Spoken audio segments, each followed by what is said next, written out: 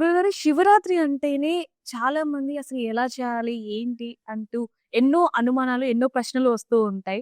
మరి శివరాత్రి రోజు అసలు ఆ మహాశివుడిని ఎలా పూజించాలి అంటారు? ఏంటి అసలు? అన్ని పండగలు పగలు చేసుకుంటే మనము ఈ శివరాత్రిని రాత్రి చేసుకుంటాం.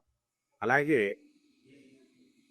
శివరాత్రికి మిగతా పండగలకన్నిటికి కూడా మనము ఈ నైవేద్యాలు ఇవన్నీ కూడా ఎక్కువ పెట్టాం. ఈ ఈ పండగ రోజున నైవేద్యాలు ఉండవు. ఆ తర్వాత మనం తినడాలు ఉండవు. దేవుడు పెట్టడాలు ఉండవు.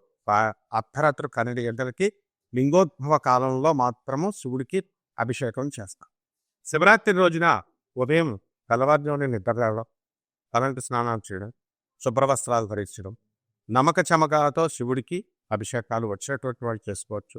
రానటువంటి వాళ్ళు శివుడి యొక్క స్తోత్రాలు చాలా ఉన్నాయి మనం.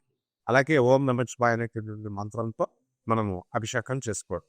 ఈ అభిషేకాల్లో చాలామంది మనం ఇప్పుడు అనేకమైనటువంటి పళ్ళ రసాలతో కూడా చేస్తున్నాం. అవునండి. శుద్ధోదక జలం చాలు, మామూలు నీళ్ళతో చాలు. ఇంకా అడ్వాన్స్డ్గా మనం ఎలా చేస్తామంటే పల్లవాళ్ళను సమర్పిస్తాం. అలా పంచామృతాలతో చేస్తాం. తో పంచ పల్లవాళ్ళను కూడా మర్యాకు ఇవన్నీ కూడా మారేడాకుతో పాటు వేసుకుంటూ ఈ పంచామృతాలు అంటే ఏంటి? నెయ్యి, ఆవు నెయ్యి, తర్వాత తేనె, పంచదార, పాలు. పాలు, ఆవు పాలు, తర్వాత ఈ యొక్క తేనె, ఈ 5 కలిపితే పంచామృతం అంటాము.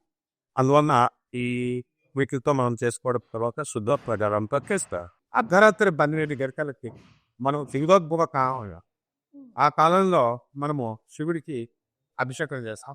అలాగే శివరాత్రి మొత్తం రోజంతా కూడా మనం అభిషేకాలతో పగలు రాత్రి జరుగుతూనే ఉన్నాయన్నమాట.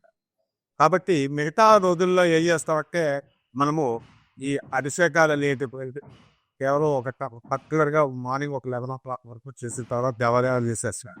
కానీ ఇప్పుడు మాత్రము కంపల్సరీ మొత్తం రోజంతా కూడా జరుగుతాయి అభిషేకాలు. ఇది అభిషేకాల పార్ట్.